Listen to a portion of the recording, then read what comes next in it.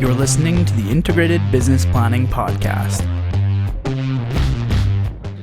Having someone finance embedded in operations, I think common thing you see in where, at least we see successful companies is that it is that kind of finance business partner model that that really helps create that relationship between operations and finance and, help each other out, right? Around decisions. Hey, operations, am I making the right decision? What's the financial impact? And just having that kind of partner. And how have you found, I don't know if this was part of when you were at Kinder Morgan, or whether this was a transition, as part of, your team growing. How did you find that that relationship and how it actually got established? Did you see resistance from operations, maybe not working with finance, or was there tension to start with? Was it always in place? We've always, at least in my time with the company, we've had individuals, budget analysts that sat with the various operations groups, but they reported directly to the operations supervisors. They weren't under the finance umbrella. So finance had a dotted line connection to these individuals. They met monthly, weekly, or whatever the cadence was.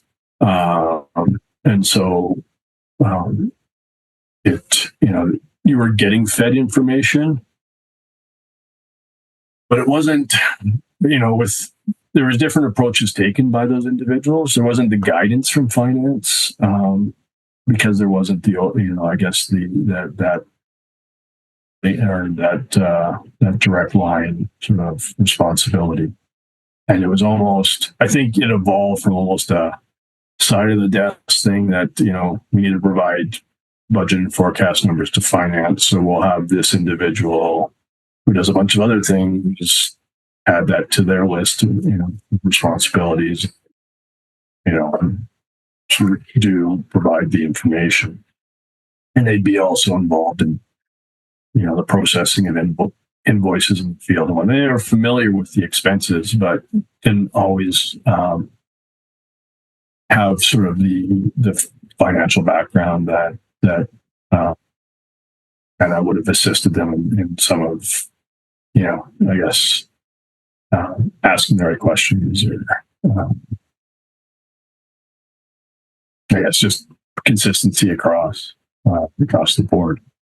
So we've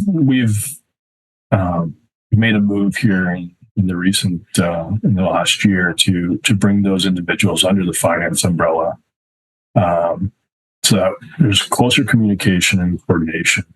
They still are, embedded with those ops groups and still, supporting, but their focus is more on the finance side, the budgeting, forecasting, processing of invoices, and ensuring that, as we move forward, we're treating expenses the same way. We're sending the message out to the field in this, with a consistent manner, and just helping us tighten up all our budgeting and forecasting processes. So I think it's early days, but thus far I'm seeing positive results, and I think there's still, the field people are still getting the support that they need, and hopefully we can continue to on that. And so, yeah, it's interesting. I know it's like you say, it sounds like it's early days on that front, but probably some efficiencies to be had, and maybe some new standardizing some of these processes that maybe were done individually. Kind of bringing that under finance will probably help. So, thank you for watching this episode of the Integrated Business Planning Podcast. I'm Lance Tyler, founder of ActionKPI, and I'm on a mission to help finance and business professionals Find a clear path to achieving higher levels of productivity and financial performance to help transform their companies. We've recently launched an FP&A accelerator program, where we'll work with you and your team to benchmark the current state of FP&A in your organization. We'll offer training and enablement on our integrated profitability solution, allowing you to get hands-on. And finally, we'll collaborate with you on a business case or ROI to start your journey, all with no obligation. If you're interested in learning more about the FP&A Accelerator program, please visit us at actionkpi.com, FP&A program. Thank you.